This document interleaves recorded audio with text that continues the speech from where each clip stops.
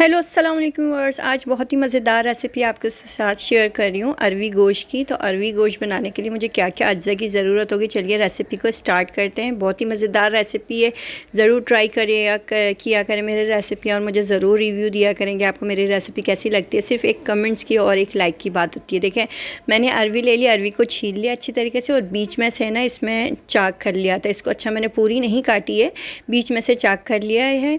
यह अदरक लहसुन का पेस्ट है मेरे पास, फ्राई प्याज है 3 अदद, 1 पाव दही है मेरे पास, और ये मेरे पास 1.5 किलो के करीब मेरे पास ये गोश्त है।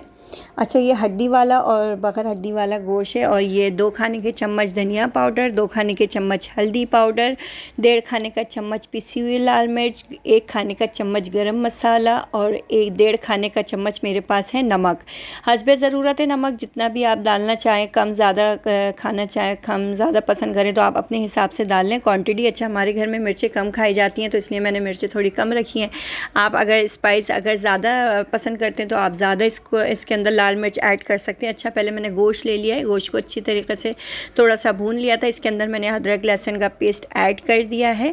उसके बाद मैं इसके अंदर प्याज ऐड कर दूंगी। उसके बाद इसको अच्छी तरीके से हम भून लेंगे कि प्याज और ये जो गोश्त है ये हमारा एक जान हो जाए। ये मेरा गोश्त तकरीबन भून चुका है। अब इसके अंदर मैं ये सारे मसाले ऐड कर दूंगी। गरम मसाला अभी नहीं डालूंगी मैं, गरम मसाला मैं जब दम दूंगी, अरवी डालूंगी जब डालूंगी इसके अंदर गरम मसाला। इसको अच्छी तरीक़े से हम भून लेंगे कि मसाले का जो फ्लेवर है वो ऑयल के अंदर अच्छी तरीके से आ जाए। आप देख सकते हैं इतना कलरफुल में इसका इतना कलर, मज़ेदार कलर आया इसका। इसके अंदर मैं दही, फेंटा हुआ दही है मेरे पास 1 पाव, ये मैंने इसके अंदर ऐड कर दिया है। अब इसको अच्छी तरीके से मैं भून के इसको गलने के लिए रख दूँगी। इसको अच्छी तरीके से भून लेना है आपने कि ना इसका जो जितना भी मसाले का कच्चापन या गोश्त का कच्चापन होता है वो निकल जाता है। जितना अच्छी भुनाई होगी ना आपकी, उतना मज़ेदार या आपका सालन अरवी गोश्त का या कोई भी XYZ हो, कोई भी सालन अगर आप बना रहे हैं तो उसकी भुनाई आपको ज़्यादा करनी पड़ती है। अच्छा, देख सकते हैं मेरा ऑयल ऊपर आ गया है। इसके अंदर मैं थोड़ा सा पानी डालूँगी और अच्छी तरीके से मसाले को भून लूँगी कि मसाला अगर ज़रा सा भी कच्चा पक्का रह गया हो तो वो अच्छी तरीके से भून जाए।